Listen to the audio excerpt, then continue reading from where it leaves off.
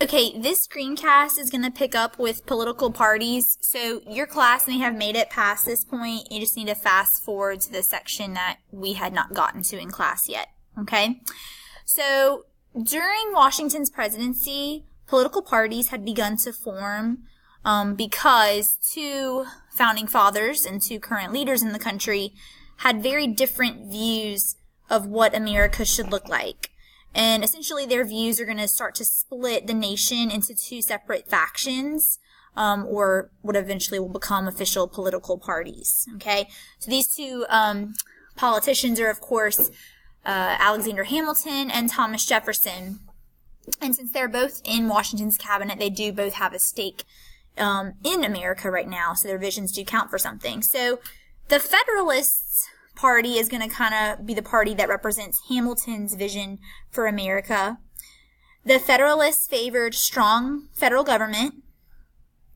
They favored an overall alliance or friendship with England. They favored a mixture of agriculture and industry in the economy. Hamilton kind of foresees a mixed economy where there's agriculture, industry, and trade, international trade in particular, fueling the economy. So typically people who support the Federalist Party are merchants, property owners, the elite class, manufacturers, typically wealthy Americans, and typically people in the North. So all those kind of descriptions are of Hamilton's Federalist Party. So Democratic Republicans sided with Jefferson's vision for America.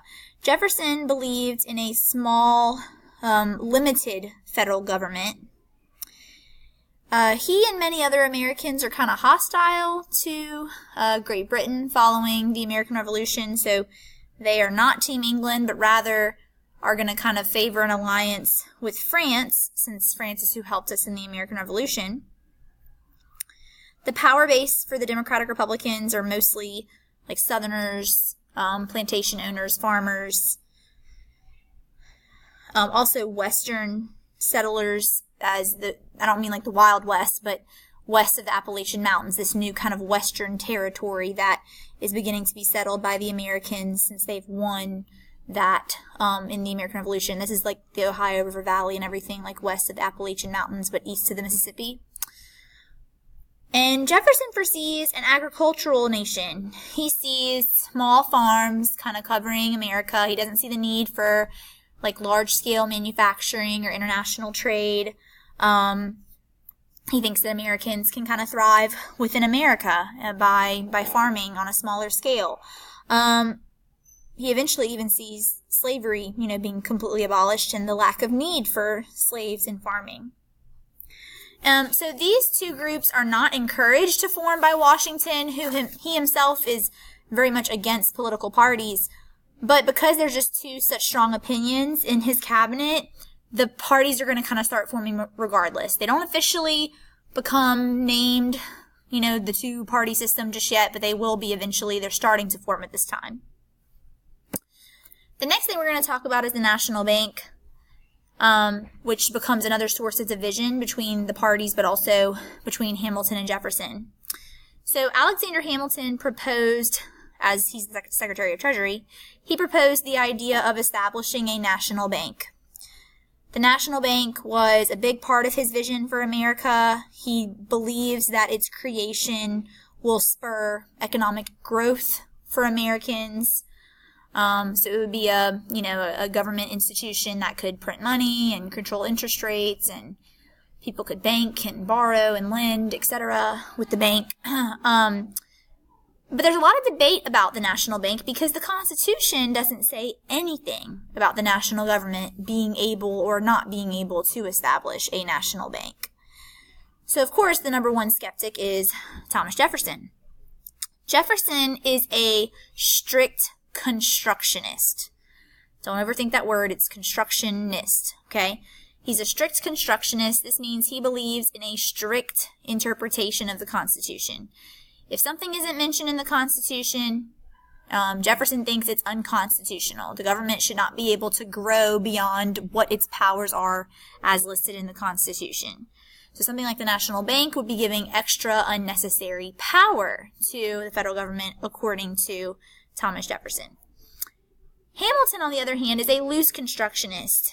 He feels that if the Constitution doesn't specifically forbid something, then it should be allowed. Like that we should expect the federal government to grow as needed over time. And eventually, Washington, who's the president, is going to side with Hamilton on this matter, and the National Bank will be approved, but it's approved for a 20-year charter. And this means that at the end of the 20 years, it will have to be reevaluated, and they'll have to decide whether or not they want to reapprove it for another 20 years or so. Okay, it's not going to be a permanent thing.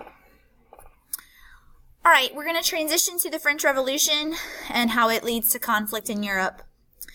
So, the French Revolution involved the people of France overthrowing the French monarchy, the king and queen, and establishing a republic led by Napoleon Bonaparte. So, when I say they overthrow the king and queen, they, capture them and they execute them publicly. It's very gruesome and violent. It's a very ugly revolution, okay? It's said to be inspired by the American Revolution in that we showed this type of overthrowal of strong power was possible, but they do handle it a little bit differently. Consider that when I say that, Hamilton sides with the English, he's not big into the way the French carried out their revolution, okay?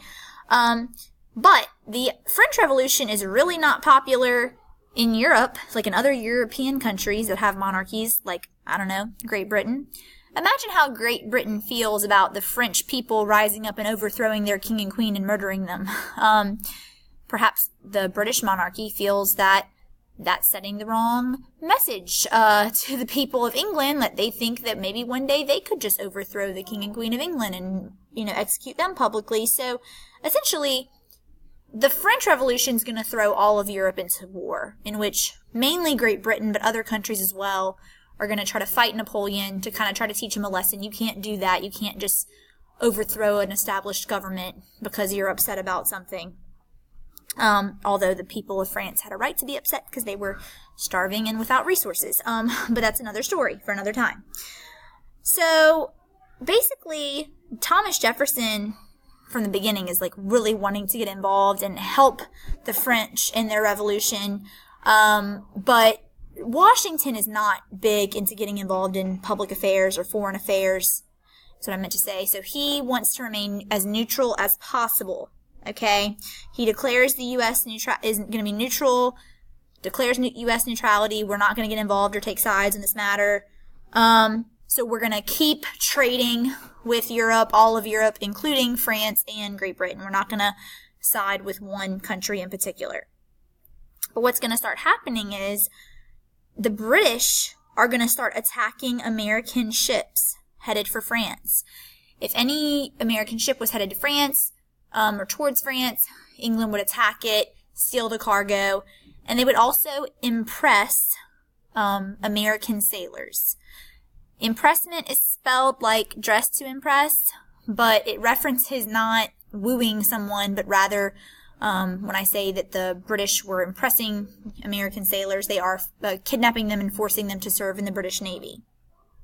Now, this is not very nice of England, and we obviously do not approve of this action.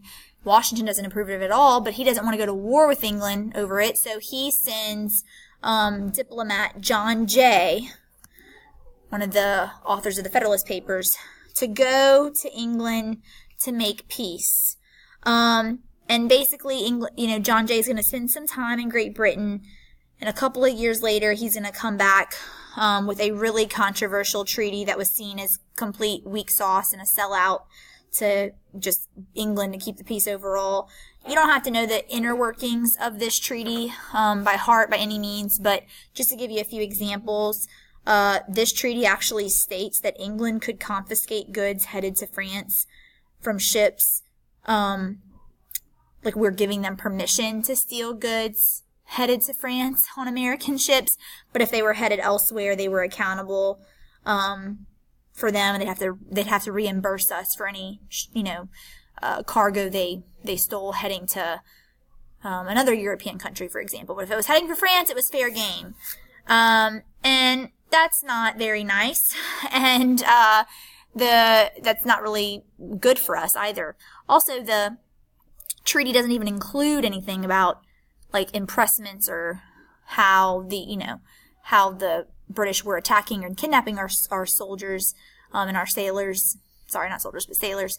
So, bottom line is, Jay's treaty is seen as very weak, and that's actually going to be one of the last political things we discuss in Washington's presidency, because the next topic is going to be the second president, and that is John Adams. I just want to quickly address two topics under his presidency. He is a Federalist, so he's the first president to be elected as an official political party member, because Washington didn't embrace a party, but he's a Federalist. Okay, so he's one of Hamilton's guys, or he shares, mostly of Hamilton's vision. But he won't be very popular, unfortunately, for him. So remember how England was getting away with attacking our ships? Well, France sees this, and they start doing the same exact thing. So just like Washington, John Adams, this is under XYZ affair, by the way. Just like Adams, Washington will send, just like Washington, Adams will send diplomats to meet with France to try to work out a deal. But in an event known as the XYZ affair, the American diplomats were met by 3 French officials who were anonymous and did not give their names, and they attempted to bribe the American diplomats, basically like, pay us and we'll stop, because they need money. Well, that makes Americans feel bitter. They'll find out publicly back at home. They call for war against France. We actually get thrown into a little quasi-war with France. It means almost war. The term spelled on the screen for you.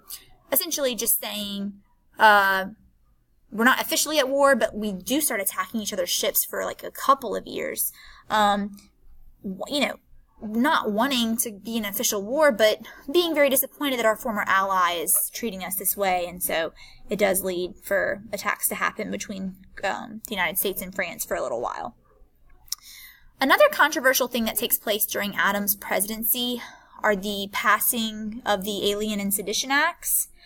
These are 2 very controversial pieces of legislation that passed through Congress and by Adams himself. The Alien Act allows the president to deport any dangerous alien or foreigner in the country. So anyone the president deemed dangerous, he himself could deport. And that just seems a little bit like giving the president too much direct power, and that's definitely how the Democratic Republicans feel. The other act is the Sedition Act. And the Sedition Act, first off, sedition means treason. The Sedition Act prohibits, meaning made illegal, speech or publication of any sort of attack against the president or the U.S. government, like by the American people. So like the American people are no longer allowed to speak or do or print anything that would be an attack or criticism of the U.S. government. This is obviously a direct violation of the First Amendment, but no one's saying that yet. We don't really know who holds the power of judicial review until Marbury versus Madison, which is coming later. So I know y'all know the Supreme Court should be able to throw this law out, but they don't have that power just yet, but they're about to. Anyway, these acts are very unpopular amongst the people because they're seen as undemocratic, and they will cause a lot of conflict and controversy for Adams himself, who will not win re-election, spoiler alert, probably because of these little bad string of events. Not as well liked as Washington, as you can see. Some states like Virginia and Kentucky even nullify the laws, saying, well, this is a federal law, but we don't think it's constitutional, so we're not going to follow it. So they void it, basically. They actually don't have the power to do that, but they think they do. That's also a story for another time. Just wanted to kind of touch on a few things with Adams' presidency because we don't spend a lot of time with him. But if you have any questions, write them down, and otherwise, I will see y'all in class tomorrow. Have a great day.